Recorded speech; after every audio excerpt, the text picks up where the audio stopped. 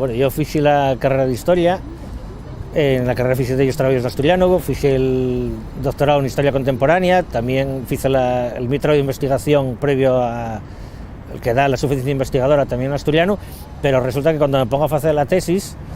que mi directora de tesis aceptaba que fuera en asturiano, resulta que cuando me pongo a inscribirla, díceme que no, dime la universidad que non puedo facelo porque non puedo facer la tesis en asturiano. Empezó lo que é el problema administrativo, los recursos al rector, al secretario xeral de la universidad, que pasaron olímpicamente, no, dixeron que de ninguna de las maneras podía facer la tesis en asturiano, y entonces fui a los tribunales, el Tribunal Superior de Justicia, después de dar bastantes vueltas, dixo que non tenía razón, que non se podía facer en asturiano, non ser el asturiano oficial, e despois llevóse al Tribunal Constitucional, onde el Tribunal Constitucional o que dixo foi que non era cosa dellos, por lo que la única alternativa que quedaba en ese caso era de ir al Tribunal de Estrasburgo.